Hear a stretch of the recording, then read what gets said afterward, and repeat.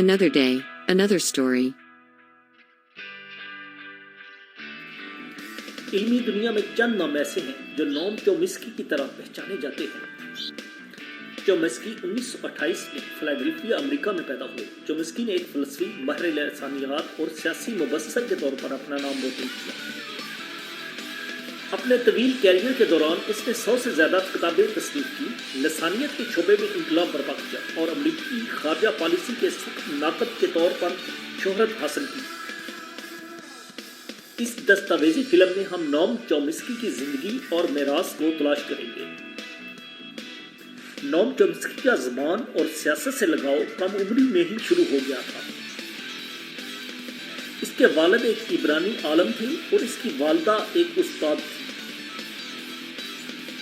चोमिस्की एक ऐसे खानदान में पला बढ़ा जो तालीम और फिक्री तजस्सुस को अहमियत देता था।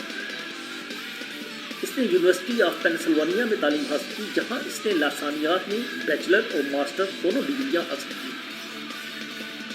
ये वक्त था जब चोमिस्की ने ज़बान की नोयत और अपने बुनियादी नज़रियात को तैयार करना शुरू किया।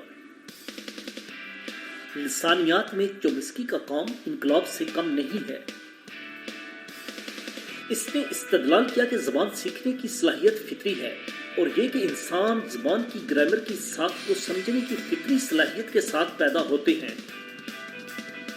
ताहम चोमिस्की की दिलचस्पियाँ सिर्फ लसानियत तक महदूद नहीं थी, वो अपने दौर के सियासी मसाइल से भी गहरी दिलचस्पी रखते थे। 1960 की दिहाई में वो वियतनाम की जंग के एक सरकर्दा नकाब बन गए और उन्होंने जंग मुखालफ तहरीक पे फाल किरदार अदा किया। चोमिस्की के सियासी ख्यालात की तशकील इंफरादी आज़ादी की अहमियत पर उनके यकीन और रियासती ताकत के नाजायज़ इस्तेमाल के तौर पर उसकी मुखालफत से हुई। आज नोम चोमिस्की को हमारे वक्त के सबसे ज़्यादा बाअसर मुफक्रीन में से एक समझा जाता है। लसानियत में इसके काम ने ज़बान के बारे में हमारे सोचने के अंदाज को बुनियादी तौर पर बदल दिया है और उनके सियासी तबसरे ने कारकुनों और मुफक्रीन की नस्लों को मुतासर किया है। चोमिस्की को अकेडमी और पूरी दुनिया में इनकी शरकत के लिए मुतअद्दिद एजाज़ात से नवाजा गया है और वो बहुत से मसाइल पर लिखते और बोलते रहते हैं।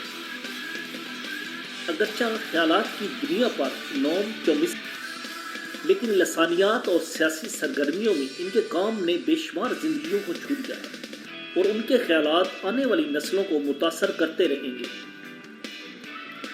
जैसा कि हम मुस्तकबिल की तरफ देखते हैं, हम यकीन कर सकते हैं कि नोम चोमिस्की की मीरास इंसानी ज़हानत, तजस्सुस और अज़म की ताकत के सबूत के तौर पर बरकरार रहेगी। बेशक वो इस दौर के सबसे लेजेंडरी दानिश्वर और फिलासफर हैं और आने वाले दौर में इनके नज़रियात को हमेशा याद रखा जाएगा। Made by Muhammad Amir. Thanks for watching.